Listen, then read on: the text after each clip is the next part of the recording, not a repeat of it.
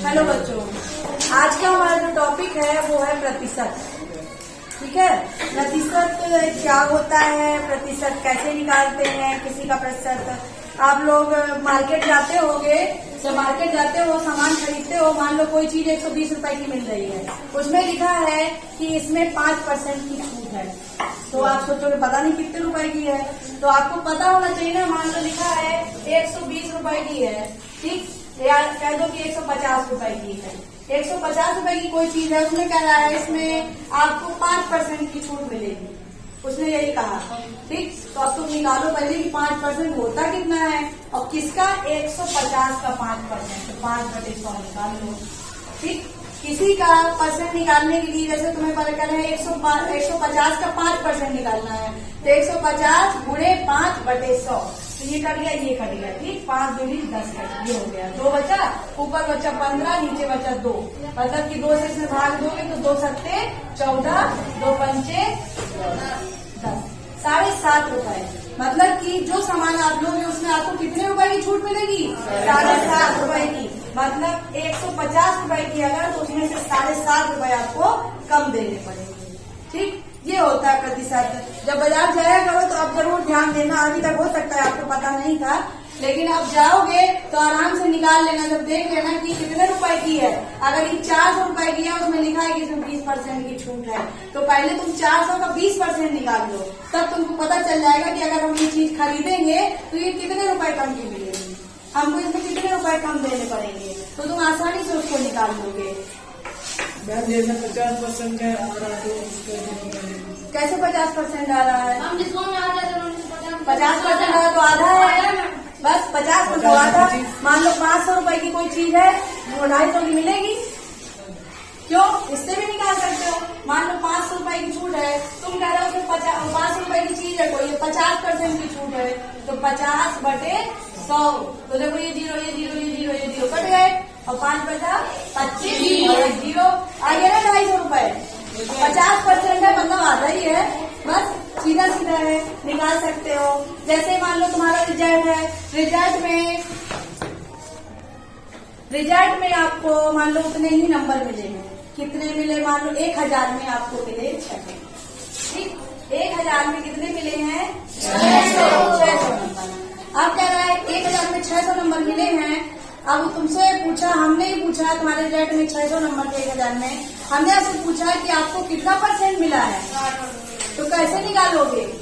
कैसे निकालोगे? 600 ऊपर रख दोगे, 600 गुणे 100, और जितने का पूर्णांक था वो रख दोगे।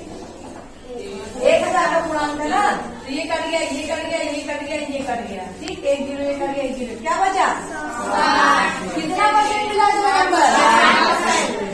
तो सब लोग अपने रिजल्ट में अब आसानी से निकाल लोगे ना परसेंट। आपको जितने नंबर मिले हैं उसमें गुणा 100 कर दो, और बटे में जितने का पूर्णांक है वो कर दो। बाकी जो कट रहा है उसको काट दो, जो नहीं कट रहा है तो आपस में गुणा कर दो। इसकी कुछ प्रॉब्लम है वो भी बताएंगे। पहले एक चीज ये आपको निकालना है, अगर हम कह दें कि निम्नलिखित, जैसे लिखा है पहला नंबर है 25%, हम कह रहे हैं कि इसको दशमलव में बदल के दिखाओ। 25% को दशमलव में बदलो। दशमलव में कैसे बदलोगे? परसेंट को जब भी हटाना है तो 25 का क्या करो, 100 का भाग। ठीक, 100 का क्या करोगे? भाग दे दोगे।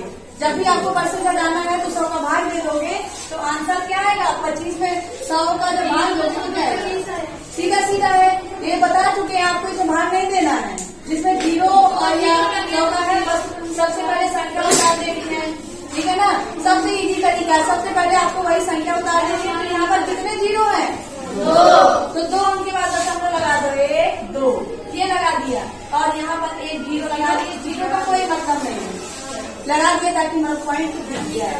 ठीक, तो पॉइंट क्या गया? 0.25। इसको हमने बदल दिया। अब जैसे हमने कह दिया आप ये वाला करके दिखाओ, 35%। 35% को दशमलव में बदलो, तो बताओ क्या करें? पहले क्या लिखते? 35/100, तो आंसर क्या आ गया? है ना आसान? कितना आसान है? अगला देखो, बहुत बहुत आसान है, अगर समझ में आएगा तो बहुत इजी है। 30/100 तो ये क्या हो गया 0.3।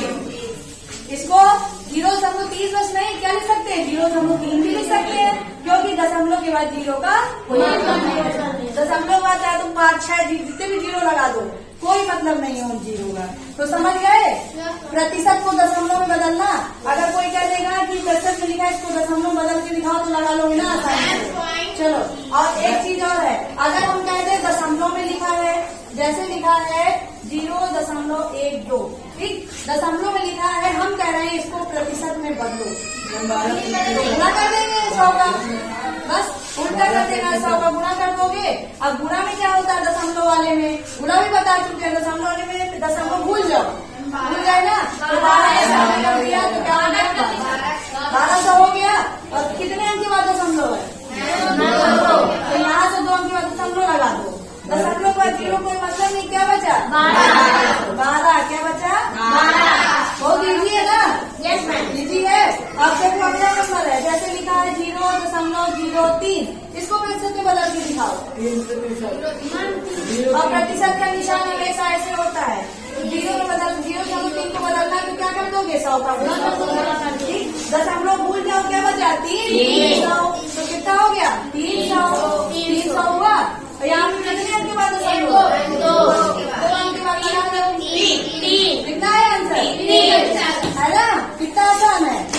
चलो एक और बता देते हैं, जैसे लिखा है, जैसे अभी तुम्हें दुकान वाला बताया था ना कि किसी दुकान में सामान खरीदने जाते हो, मान लो 250 रुपए है, उसका 30% निकालना है।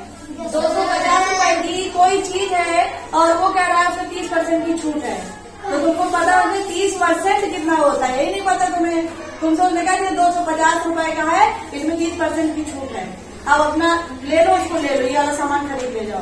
लेकिन तुम कहोगे 30% कितना होता है, कितने रुपए हम कम करें, नहीं समझ में आएगा कितना कम करें। तो पहले तो हमको 30% निकालना पड़ेगा, तो कैसे निकलेगा 250 गुणे 30 फिर बटे 100।